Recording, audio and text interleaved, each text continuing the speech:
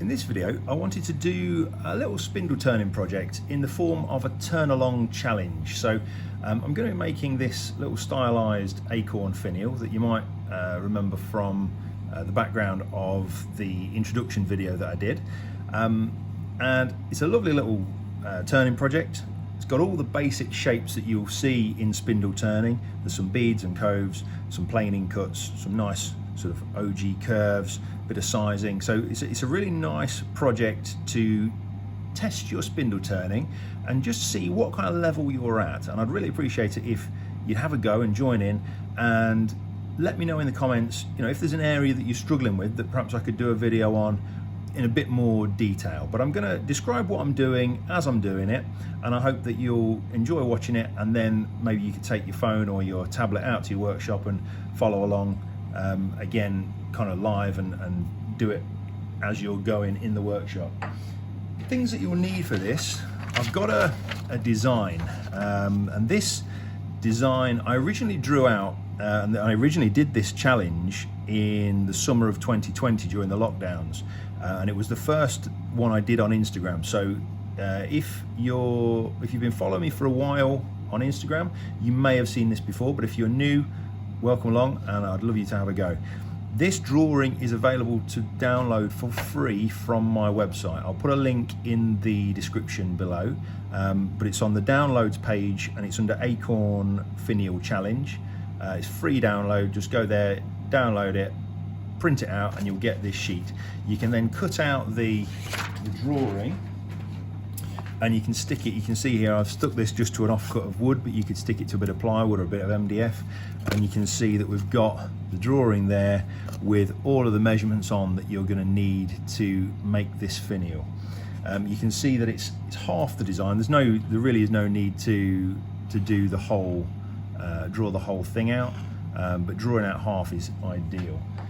You can see it's got the measurements on, and the other thing that it has got that's important is just along that edge. Can you see there's some little notches? That allows you to put your pencil in, and it helps you to mark the positions of those details. I've used a little triangular saw file, but you could use a knife or a chisel or whatever you've got, just to put a little notch on the lines. Just helps you line things up and keep the details where they're supposed to be. So the wood that you need, you can use any wood you like. I've got a bit of beech. Size wise, 65mm by 65mm by 155mm long is perfect. Doesn't have to be planed or anything because the whole thing's turned, so just cut on a bandsaw or a table saw is absolutely fine. For my American cousins, that's 2.5 by 2.5 by a touch over 6 inches long. So that's the sort of size. I say this is beech. You could use pine or tulip or whatever you've got available to you. This is just a practice thing, but ideally you want a nice clean bit of wood with no knots or faults or issues in it really. That's just going to make the whole job more difficult for you. So a nice straight grained plain bit of wood is perfect. As far as tools go, it's going to mostly be the tools that I showed you in the last video about the sharpening. So we're going to need a spindle roughing gouge. This is depends how you measure it, but it's either a 1 inch or maybe a 30mm spindle roughing gouge. Nice U-shaped profile, ground to 35 degrees. You're going to want a spindle gouge of some sort. This is a 10mm spindle gouge with a fingernail grind. This is my preferred one, but you might prefer a 12mm 1/2 inch. Whatever suits you, there's no problem either way, but I do prefer a fingernail grind on mine. The other tool you'll need is some sort of skew chisel probably. I'm going to use my signature beading and parting tool. This is a kind of hybrid of a skew and a parting tool, so it do the job of both tools. If you're using a more conventional wider skew, you might also need a parting tool as well, so it's an extra tool, but this does the job of both and works in a really good way. So I'll probably do another video about this at a later date, but you'll see this in action in this video, and you'll see it a lot in all of my spindle turning videos because this is my go-to tool where a skew chisel would be used. So it's really just a straight across skew. Quite narrow, it's only 10mm, and it's a 10mm square tool. Okay, so we're going to fire up the lathe. The timber's held between centres, so it's not going to go anywhere apart from round and round. I'm going to fire up the lathe, run about 1900 RPM. Okay, and the first job is to get it roughed down into a cylinder. So initial cut is just off the edge. You can't really come in from the end. If you do that on a square blank, you like to get corners chipping up at you. So off the end like that, and then it's just back and forth.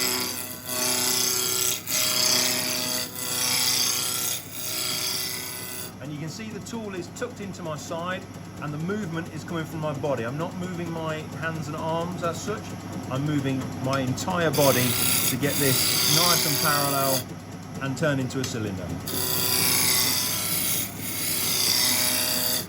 The aim is just to get this into a full cylinder. If you've cut it to 65mm, that'll be a perfect size. So I just changed my grip. My front hand grip is now here, so my thumb is keeping the tool steady on the rest, and I very lightly just ride my fingers at the back so I can feel when the blank is a cylinder.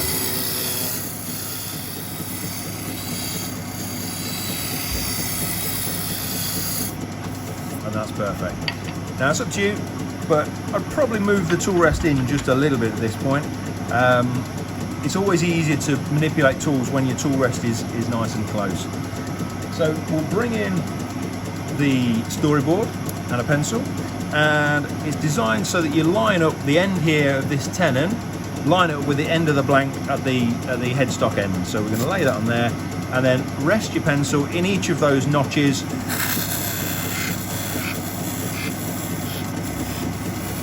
to mark the positions of the details. You'll notice there's a fair bit of waste at the end here. I always leave at least 15mm of waste.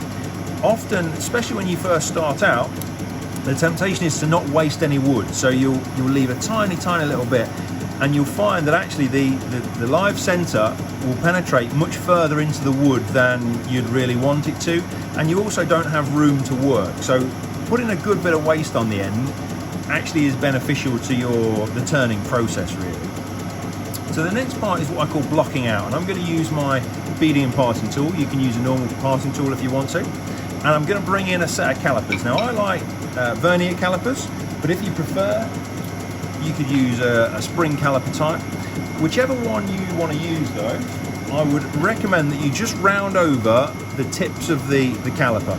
When you first buy them, they're very sharp, and if you want to use them with the lathe running, they can be a bit grabby. So you want to just round these over with a file, perhaps a bit of abrasive. Obviously you're not touching the measuring faces, it's just these corners. And that will allow you to use them safely, and I'll explain how to do that as I'm going. So the diameter of this tenon on the end is 25mm. If your live center is a bit bigger than that, it's not that critical. If you want to make it 30 or 28, it doesn't really matter for this practice. Just check that, yeah, that's fine. This is only a practice. Obviously, if it's commission, you're going to need to use a live center that's small enough that allows you to turn the tenon that you want. But this is just practice, so it really doesn't matter. So, first cut, we're going to start with two hands, and we're going to go into the cut. Once you're comfortable in the cut, I'm going to bring my calipers in, and they just rest on the back. Now, I've got a long way to go, so we can go a bit further. There, now, I'm going to rest these on the back. Now this is really just fingertip stuff. I'm not grabbing the calipers really firmly, and I'm certainly not pushing them hard against the wood. If you're marking the wood or making the calipers hot at this stage, you're pressing too hard. They really are just resting on the back. That's the safest way of doing it. They're just resting on the back, and when you get down to size, they just drop through. So we'll do that again, just to show you. So we're going to cut in here. Two hands to start with, front hand can come away, the back hand is doing most of the control anyway, and then the calipers just rest on the back, no real pressure, but as you get to size, they just drop through. Okay? So I need to do that up to this line here. Now I quite often will do a little incision line along the pencil line, and that just helps in case you go in a bit heavy-handedly and you get this fuzzy edge. That will prevent that fuzz from going onto what will be the bead and leaving a damaged area. So it's a nice way to break that off, break those fibers, but I'd really recommend not being too heavy-handed. We'll cut each of these sections down.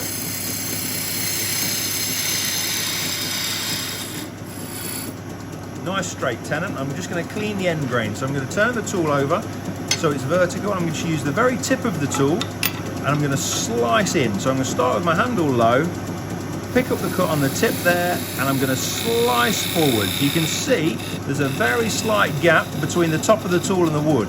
If the tool is totally horizontal and the top edge touches, it will kick back at you. So you need to be just a couple of degrees off of dead straight, and you're just cutting on the very tip of the tool.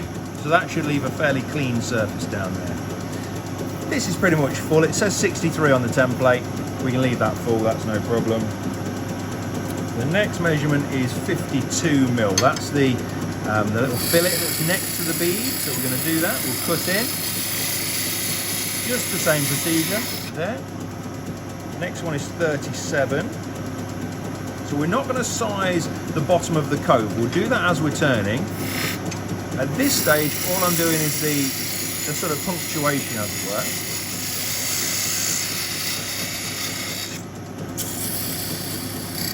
That bit as well. This is going to be full as well, so we'll put a little incision in there. And then the actual acorn part is 58. So we'll drop a little cut in here, 58. That's not going to be very far. There we go. And then we'll reduce this waste as well.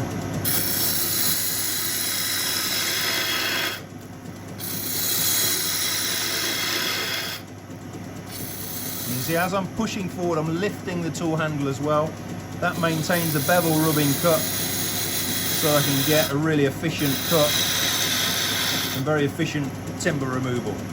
This is also waste. You could go back to the roughing gouge, but I've got this tool in my hand, so I'm going to just do a couple of planing cuts to get rid of that.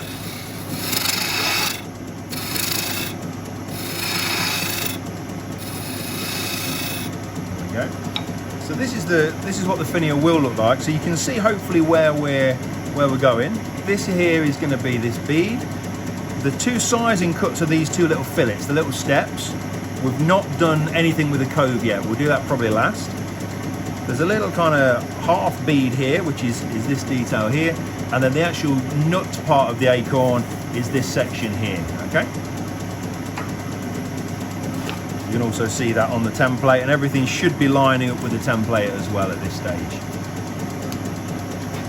So as a production turner, I will tend to try and keep the same tool in my hand for as long as possible. So while I've got this tool, I'm going to do all of the kind of positive shapes, all of the beads and the round over type shapes. So the bead here, this, the top of the, I think it's called a caplet or something, I can't remember. The word's gone out of my head. We're going to roll that over, and then we can start shaping the nut as well. Might be a cupule, I think it is. That's it, cupule. Now if you want with this bead, you can put a line down the middle. I tend not to so much these days, but it can just help you balance the shape to try and get a nice rounded shape.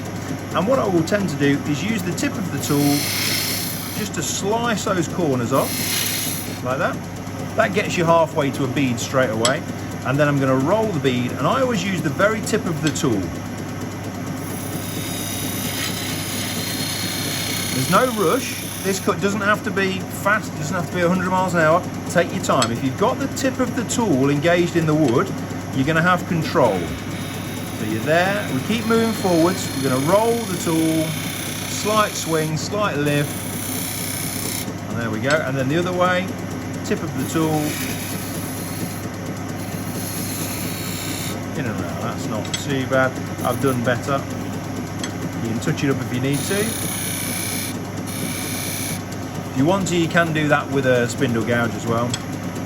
So similar here, this is top of the sort of cup.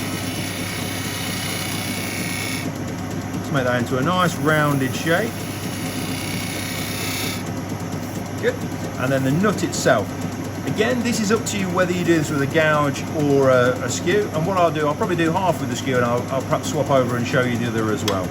But we can start with a cut here, or we can take the corner off. Actually, taking the corner off is going to, a bit greedy on that one.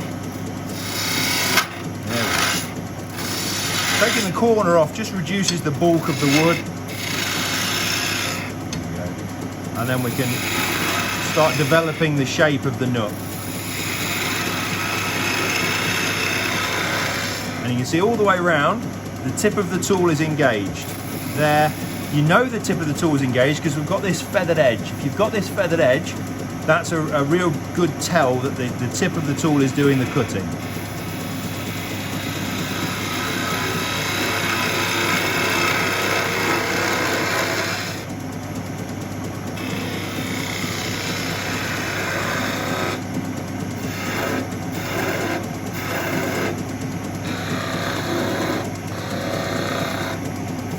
And then I also like to have the nut just come back and reduce in diameter. So the widest point is not actually marked, but it's usually around maybe here. So I can do a little planing cut just to take that back down a little bit. And to get it really accurate and really crisp and clean in that corner, again, I'll just use the corner of the tool, use the very tip there. Make that a little bit deeper.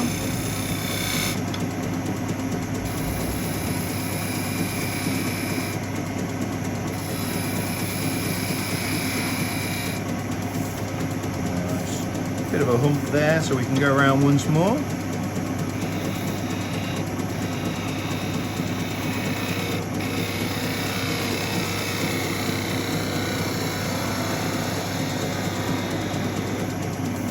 Much better.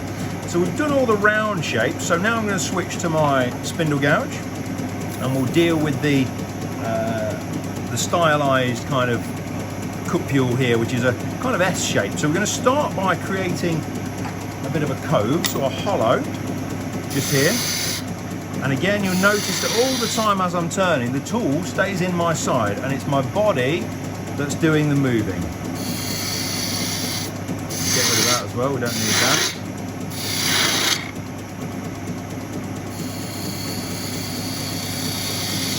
That creates a nice little sort of flick there, which I like. And then we can bring this down into a bit of a kind of half bead. So round we go. And all the action on a spindle gouge happens, especially with spindle turning like this, all the action happens right near the tip. These wings are ground back like that just to get them out of the way. Just bring that round like that. Into that corner. Now just stand back and have a little look. Do you want to adjust that at all? I think it's too sort of square in the middle. I want it a bit more fluid, so we'll just take another cut, picking up here, we'll take a bit more wood off there, and just blend that into that curve down to the cove and the fillet.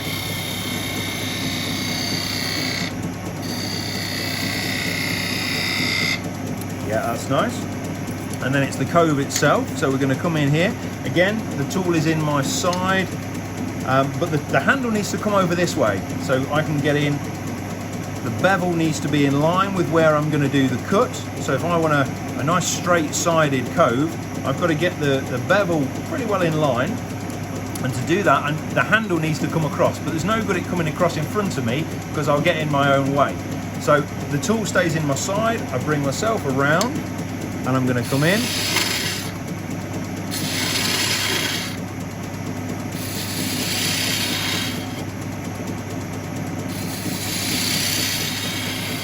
And the tool starts on its side. As I go in and round, the flute opens up, and that is done with my back hand. So we can come round to this side now.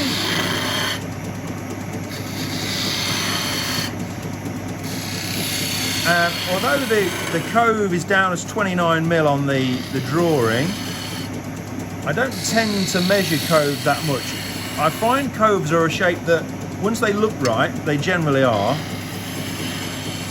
So what I'll do, I'm going to turn this until I'm happy with it, and then we'll check how big it is, and just see if that's 29mm. I suspect it'll be close, if not exactly right. Oh, 27. So quite close, but that's okay, I can live with that. And then the last thing to do is just tidy up these fillets. So the fillets at the minute, the fillets are the little flats that just break up and punctuate the shapes. To clean those off, I'm going to come back in with my beading and parting tool, but I'm not just going to drop onto them, because just cutting straight on can be quite aggressive and it can make more of a mess than you've got already. So I'm going to come in from the side and I'm going to slice sideways using the tip of the tool.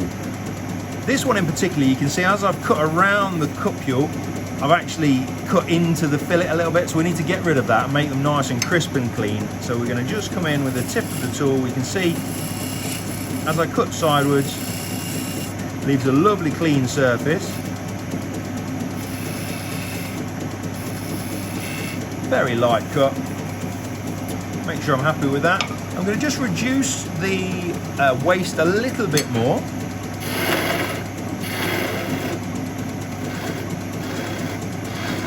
I tend not to part off from the lathe. I will just reduce this really small and I'll cut it off on the bandsaw at the end. But I want this as small as possible, just so that I can sand it as much as possible on the lathe. Make sure that shapes what I'm after. The nut is slightly pointy, but not like a Gothic church window, but a slightly Gothic, slightly pointy curve. I don't know if that's contradicting itself, or possibly have.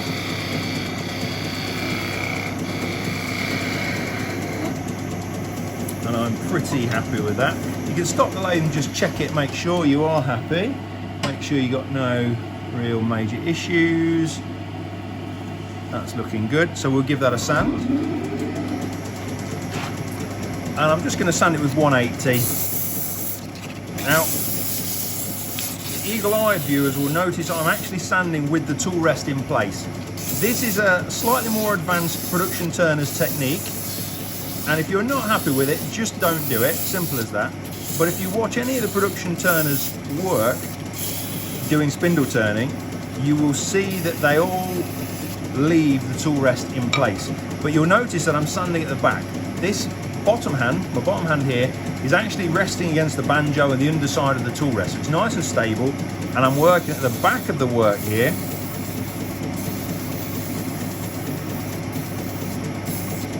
So there's no danger of anything getting stuck between the work and the tool rest. So it's quite safe as long as you do it properly. If you're not comfortable with it, like I say, just don't do it.